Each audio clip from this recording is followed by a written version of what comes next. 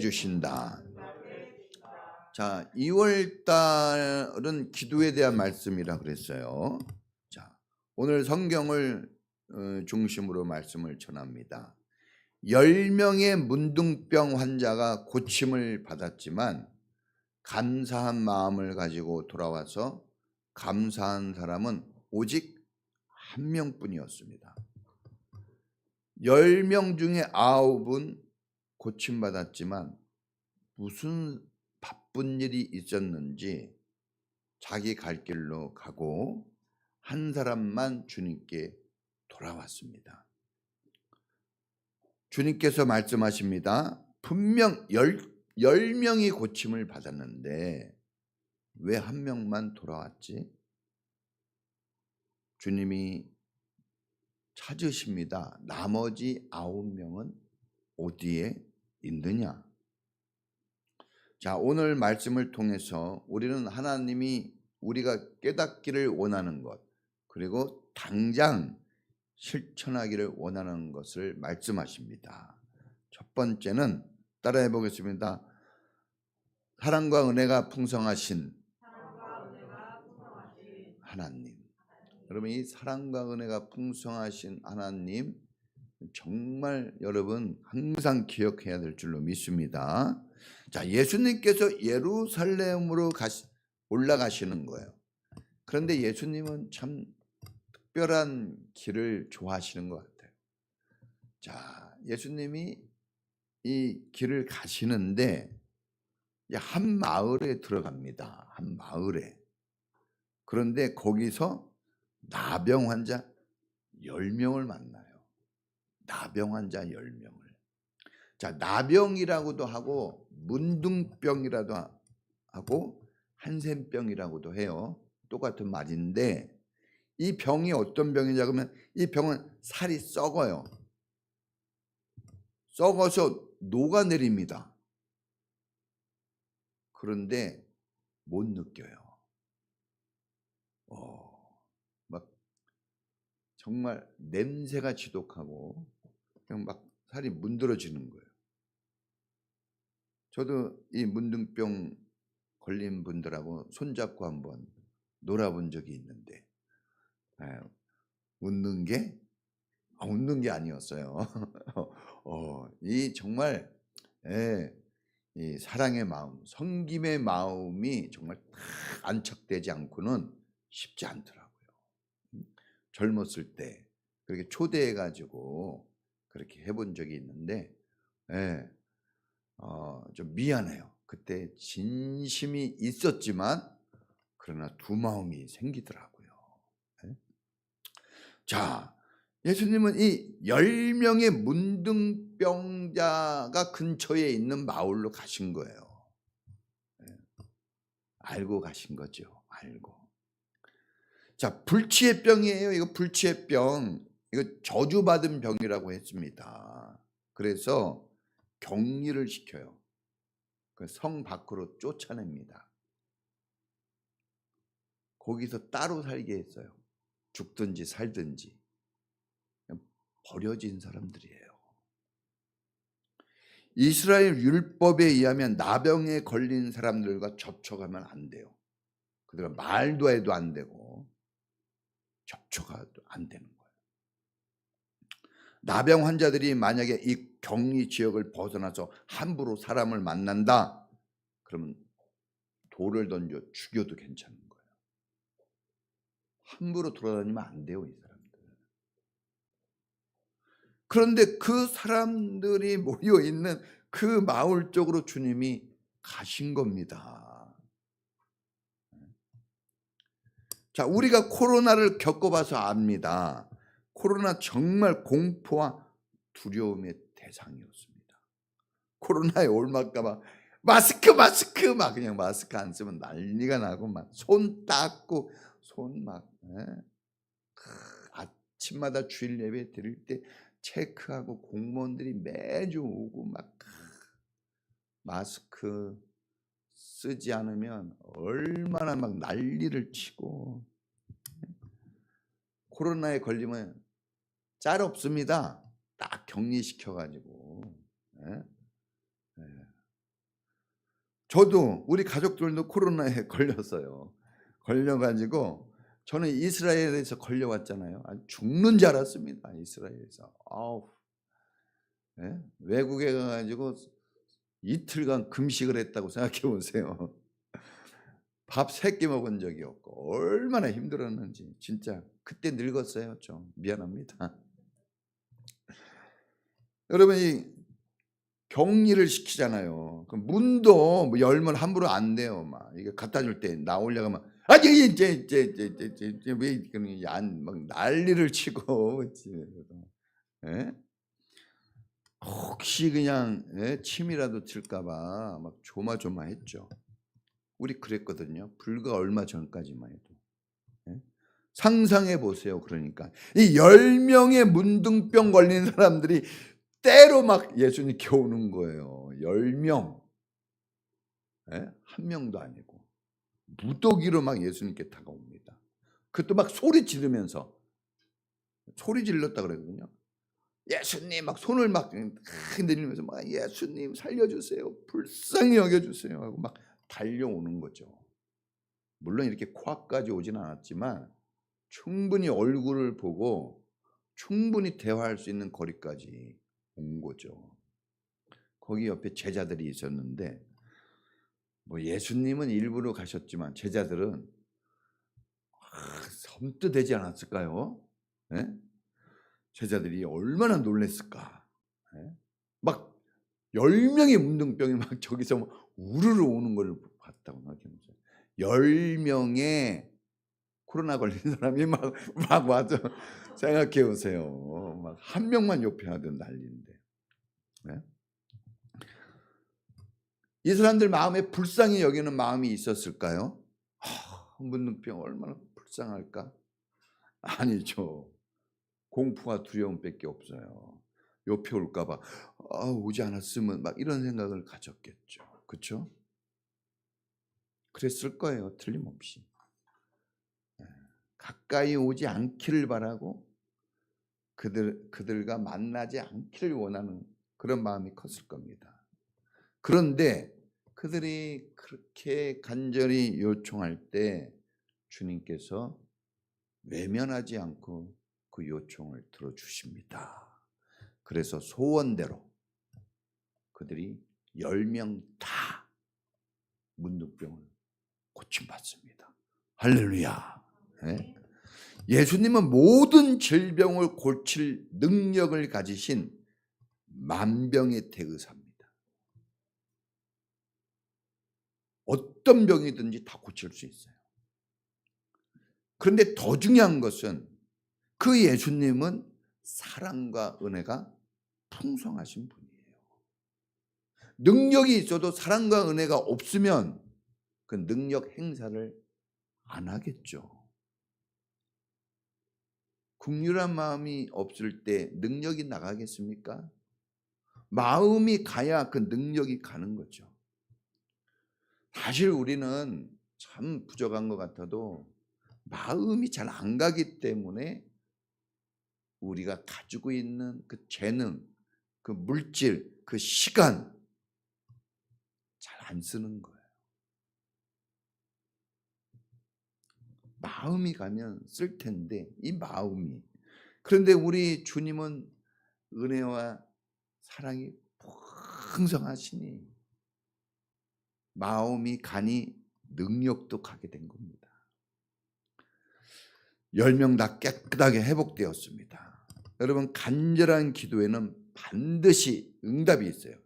따라해 보겠습니다. 기도에는 반드시 응답이 있다. 이게 중요한 거예요. 이걸 못 외워가지고 여러분 힘들게 사는 겁니다. 공부를 못해서도 아니에요. 돈이 없어서도 아니에요. 기도에 응답이 있다는 것을 몰라서 힘든 거예요, 인생이. 그런 말이 있잖아요. 인생이 배워야 될 모든 것은 언제 배운다? 유치원 때. 우리 인생이 힘든 건 사실 대학 공부를 못해서가 아니에요. 미적분 못 풀어서가 아닙니다. 유치원 때 배운 거, 인사하는 거, 신호 지키는 거, 거짓말하지 않는 거, 부모 말씀 잘 듣는 거, 일찍 자고 일찍 일어나는 거, 공부 시간에 열심히 하는 거, 그거 안 해서 힘든 거예요. 여러분, 자식들이 요구하지 않아도 자녀를 사랑하는 부모는 알아서 다 해줍니다. 알아서 해줘요. 밥 달라고 해서 밥 주는 부모가 어디 있습니까? 미리 준비해가지고 달라기도 전에 차려놓잖아요. 이게 사랑과 은혜가 많은 부모의 마음이고 행동입니다. 그런데 간절하게 애타게 요구하면 그 속도와 양이 커져요. 요구하지 않아도 부모님이 해주지만 간절하게 요구하면, 애타게 요구하면 그 속도가 빨라지고 그 양이 커진다는 거예요. 간절하지 않아도, 구하지 않아도 하나님이 줘요, 자녀들에게. 부족한 우리도 주는데 넉넉한 하나님이 못 줄 게 무슨 이유가 있겠습니까? 그런데 여러분, 부디 여러분들은 기도할 때 간절하게 하는 성도가 되기를 축복합니다. 여러분, 간절하게 목 놓아 기도하는 게 훨씬 유리한 거예요. 주님은 간절한 기도에, 목 놓아 기도하는 그 기도에 더 빠르게, 더 크게 응답하시기 때문에 그렇습니다. 30배, 60배, 100배의 차이가 어디에 있을까요? 왜 100배만 얘기하지 않고 30배, 60배, 100배를 얘기했을까? 왜 그 차이가 있을까? 그것은 실력의 차이가 아니라 바로 이런 거예요. 자세의 차이예요. 자세. 마음가짐의 차이입니다. 기도하는 내 마음의 태도, 기도하는 우리의 자세가 결과를 더 빠르고 더 풍성하게 하는 아주 중요한 요소가 되는 겁니다. 주님은 기도를 응답하십니다. 그런데 간절하게 하면 더 빠르게, 더 풍성하게 합니다. 그래서 금식기도 하고 철야기도 하고 그런 거예요. 왜냐? 빨리 응답받기를 원하고 더 많은 것을 기대하기 때문에 그렇습니다. 자, 두 번째. 자, 우리가 첫 번째는 하나님이 기도는 반드시 응답하신다는 거하고, 두 번째는 감사의 기도는 응답을 더 풍성하게 한다는 거예요. 따라해 보겠습니다. 감사의 기도. 플러스. 감사의 기도에는 플러스가 있어요. 10명이 다 고침을 받았습니다. 몇 명이요? 10명. 오늘 여기 온 분이 10명도 넘네요. 여기서 10명에서 한 명이 왔거든요. 몇 프로입니까? 10%. 우리는 몇 명일까? 프로테이지 좀 높입시다. 프로테이지 좀. 자, 그런데 한 사람만 주님께 돌아와서 엎드려 감사를 드렸어요. 자, 엎드려 감사드리는 행위를 오늘날 우리는 이걸 뭐라 그러죠? 예배라 그러는 거예요, 사실. 예배. 네? 예배가 뭡니까? 엎드려 경배하는 걸, 주님께 엎드려 경배하는 걸 예배라 그러는 거예요. 그러니까 이 돌아와서 감사하는 사람은 감사합니다, 단순히 이 정도가 아니라 경배를 한 거예요. 높여드린 거예요. 근데 이 돌아와서 감사를 표한 사람이 누굽니까? 사마리아 사람입니다. 사마리아.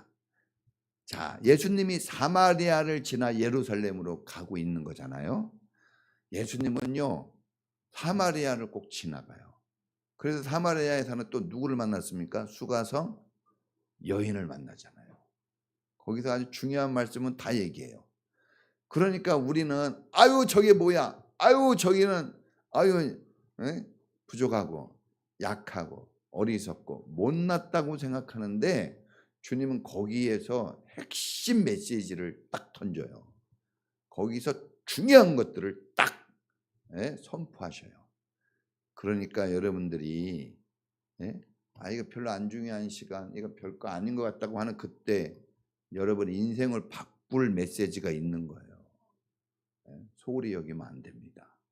그래서 우리가 항상 파수꾼의 경성함 같이 정신을 차리고, 사실 여러분 잘하고 못하는 차이가 뭐가 있겠습니까? 그런데 그 차이는 여러분의 실력 차이가 아니에요. 그 실력이 세상이 말하는 그런 실력이 아닙니다. 여러분들의 마음가짐, 태도, 이런 걸 얘기하는 거예요. 다 여러분 기분 좋을 때가 언제예요? 태도가 좋을 때야. 기분 나쁠 때는. 실력이 없어서가 아니에요. 태도가 안 좋을 때 기분 안 좋아요. 주님도 보세요. 태도가 좋으면 막 주십니다. 태도가 안 좋으면. 이 바리새인과 서기관들, 이 태도가 안 좋아요, 이 사람들. 그러니까 주님이 웬만하면 주님이 짜증 안 내시는 분 아니에요. 근데 그 사람들만 보면 주님이 마음이 불편해. 이유가 뭡니까? 실력과 능력은 있는데 태도가 안 좋은 거예요. 태도가. 예배 태도, 목사님을 대하는 태도, 부모를 대하는 태도, 선생님을 대하는 태도, 성도들을 대하는 서로의 태도, 자세, 마음가짐. 이거 중요한 거예요. 세상은 실력을 갖추고 능력을 갖추라고 그러는데 그렇게 갖춰서 매일 싸우는 거예요. 그걸로. 싸우려고 그런 실력을 갖춥니까? 그러니까 우리가 오늘날 우리의 삶의 자세가 어때야 되는지 참 주님이 알려주시는 거예요. 이방인이에요. 사마리아 사람은 이스라엘 안에 사는데도 이방인입니다. 이런 게 어려운 거잖아요. 이방인인데다가 문둥병까지 걸리면 인생 끝난 거 아닙니까? 이스라엘 사람이 아니에요. 9명은 이스라엘 사람이에요. 9명은 이스라엘 사람, 1명은 이방인. 자, 이건 뭘 의미합니까? 오늘날로 설명을 하면 교회를 다니는 사람은 은혜 받고 고침 받았는데 그걸 그냥 당연히 여기고 주님께 감사를 하지 않아요. 그런 말이에요. 그런데 교회를 다니지 않는 사람은 고침받은 거 너무나 감사해서 은혜에 감사를 했다는 겁니다. 우리가 이런 거 많이 경험하죠. 자, 자녀들도 누가 용돈 10만 원 줬다. 엄청 감사하고 막 훌륭한 사람이라고 막 그래요. 정작 고생하고 낳아주고 먹여주고 입혀주고 막대한 비용을 들여서 학교 보내주고 끊임없이 관심을 갖고 끊임없이 그 인생을 위해서 여러분 애를 쓰는 부모에 대해서는 당연하게 여기고 감사가 아주 인색해요. 사람들은 가까운 사람에게 잘 못합니다. 이상하게. 부부간에 하나 아니에요. 하나. 제일 가까운 사람에게 제일 잘해야 돼요. 가족간에 제일 잘해야죠. 그런데 우리는 대부분 제일 가까운데 아니 신나게 싸웁니다. 제일 가까운데. 제일 가까운데 제일 불편한 관계 같아요. 그래서 힘든 거예요. 그래서 여러분 서로 감사할 수 있는, 서로 도울 수 있는, 서로 협력할 수 있는, 서로 이해해 줄 수 있는 그런 라포가 다 형성이 돼야 됩니다. 그것은 여러분 그게 어떻게 될까? 그러니까 질책하고 그러기보다는 감사를 해야 돼요. 감사를. 따라해 보겠습니다. 감사합니다. 감사하다는 말을 좀 쓰세요, 여러분. 감사하다는 말을 저도 제가 목사잖아요. 제가 옛날에 부목사 때 감사하다는 말 얼마나 많이 듣고 산지 몰라요. 단임 목사 때 잘 못 들어요. 단임 목사 때. 감사가 사람을 살아나게 하는 거예요. 더 좋은 풍성함으로 나가게 해주는 겁니다. 사마리아 사람은 전에는 하나님의 백성이 아닌 이방인이에요. 축복자가 아닙니다. 버림받은 사람이에요. 사마리아 사람은 구원받지 못한 사람을 얘기하는 거예요. 구원받지 못했어요. 사람 중에 가장 낮은 위치에 속한 사람이 사마리아 사람이에요. 사람 대접을 안 했어요. 사마리아 사람 얘기할 때 개와 돼지로 얘기합니다. 얼마나 냉대받은지 몰라요. 그런데 이 사람이 주님의 은혜를 깨닫고 주님께 돌아와서 감사로 영광을 돌립니다. 이때부터 인생이 달라진 거예요. 육체가 고침받은 게 좀 있으면 또 죽어요. 또 병 걸려요. 그건 큰 역사가 없는 거예요. 그런데 주님께 감사를 돌렸다는 것은 이건 획기적인 변화입니다. 감사는 하나님께 영광을 돌리는 아주 탁월한 행위예요. 다른 어떤 것보다 칭찬 듣고 영광스러운 행위가 뭐냐? 감사하는 거예요. 감사는 하늘에서 내려온 거예요. 감사는 하나님을 하나님으로 인정하는 믿음의 행위예요. 이 사람이 정말 믿음이 있는가? 이걸 어떻게 알 수 있겠어요? 하나님께 감사해야 되는 거예요. 감사를 펴러 온 거예요. 감사를. 다른 거 아니에요. 돈을 주러 왔습니까? 뭘 했습니까? 감사만 표한 거예요. 그런데 이 사람에게 주님이 구원을 베풀어 주십니다. 할렐루야. 구원은 뭘로 받는 거죠? 믿음으로 받는다고 그랬잖아요. 믿음으로. 믿는 사람에게는 하나님의 자녀가 되는 특권을 주신다고 그랬어요. 근데 감사를 했는데 구원이 임했어요. 그렇다면 이 감사는 무엇일까? 믿음과 동일한 거예요. 하나님께 감사했다는 것은 하나님이 그것을 믿음으로 인정해 준 거예요. 우리가 믿는다고 하지만 하나님께 감사하지 않으면 하나님께서 물음표를 던져요. 느낌표가 아니에요. 감사해야 느낌표가 되는 겁니다. 여러분, 예수님께 감사를 했더니 주님이 즉시 얘기합니다. 내 믿음이 너를 구원하였다 그랬잖아요. 그러니까 믿음과 감사는 반드시 같이 가는 겁니다. 우리가 많은 행위로 하나님께 영광을 돌리지만 감사가 빠져버리면 그것은 믿음이라고 얘기하기 어렵습니다. 육체만 고쳐진 게 아니라 마음도 정신도 더 나아가서 영혼까지 회복되고 존귀한 하나님의 사랑받는 자녀가 되는 축복을 더하여 받았습니다. 따라해 보겠습니다. 더함 받는 축복. 더함 받는 축복이에요. 플러스란 말이에요. 플러스. 감사는 플러스가 되게 해요. 원망과 불평은 있는 것도 빼앗기는 마이너스가 돼요. 원망하고 불평하는 사람에게 여러분 무슨 좋은 것을 줍니까? 감사하는 사람에게 주지. 여러분 그 누구도 이 문둥병 걸린 사람의 슬픔과 아픔 아무도 고쳐주지 못했습니다. 이 무거운 짐을 지고 살아가는 이 사람들 10명. 지금 우리는 어떻습니까? 지금 우리도 다 아프고 병든 몸과 마음을 가지고 살아갑니다. 고쳐지었으면 하지만 누가 고쳐줍니까?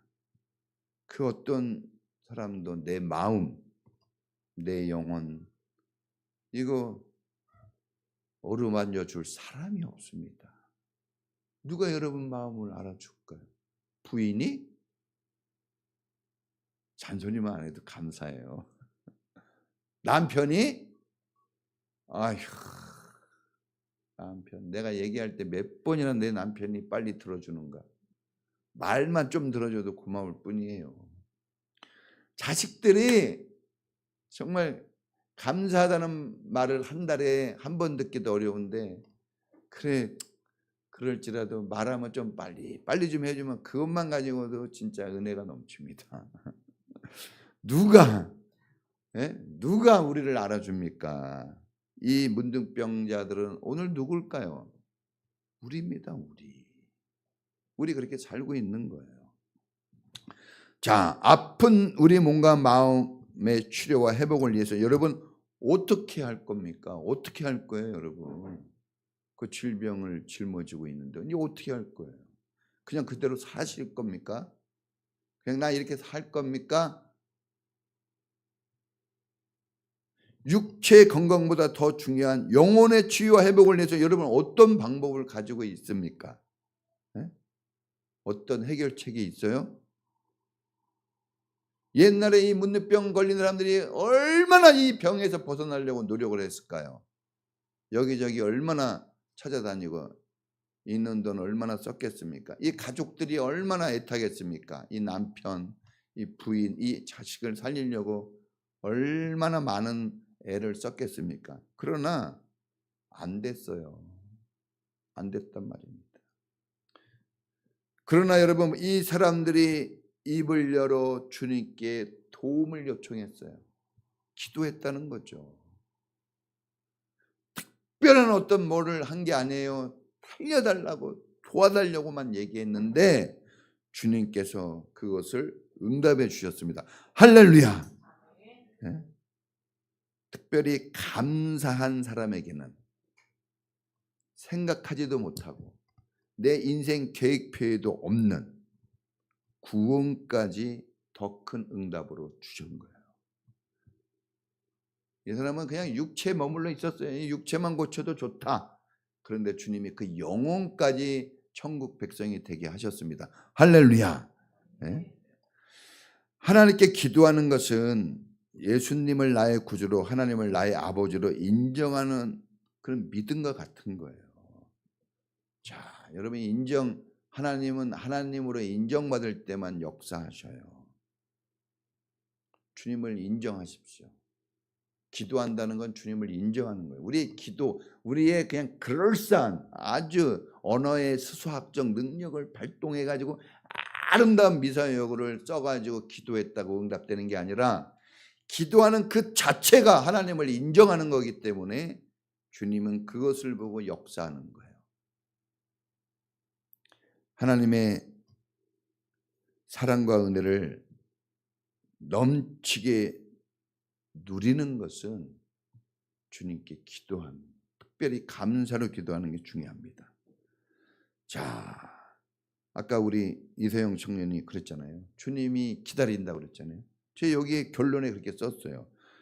주님은 지금 여러분이 기도하기를 기다리. 참 이것도 그래요. 아니, 학생에게 공부하기를 기다리는 게 좀 그러잖아요. 언밸런스하네. 그렇죠? 우리가 기도해야 되는 건 너무나 당연한 건데 안 하고 있다는 거죠. 주님이 기다리고 있어요. 기도하기를. 기도하시기 바랍니다. 특별히 여러분 하나님께 감사하다는 고백을 할 수 있었으면 좋겠어요. 주님이 그 고백을 듣고 싶어 하십니다. 이것만 가지고도 인생이 달라졌잖아요. 우리도 충분히 그럴 길을 얻은 사람들이에요. 기도하시고 더 나아가 주님께 감사하는 마음까지 가지시는 여러분이 되기를 축복합니다. 우리 다 같이 한번 기도하겠습니다. 여러분, 기도는 정말 특권이에요. 기도는 누가 함부로 달라고 그럽니까? 예? 부모에게는 막 달라 그러잖아요. 하나님은 우리 아버지세요. 우리가 그런 특권을 가지고 있어요. 기도하면은 플러스가 되는데 왜 못합니까? 주님께 감사하면은 플러스에 플러스를 더하는 건데 왜 못합니까? 기도할 수 있는데 여러분 왜 걱정합니까? 기도가 있는데 왜 여러분 두려워합니까? 기도할 수 있는데 왜 자꾸 인간적인 낙심에 떨어집니까? 기도를 살려내시기 바랍니다. 기도하게 해 주십시오. 기도하게 해 주십시오. 우리 다 같이 주여 한번 부르고 기도하겠습니다. 주여 하나님 아버지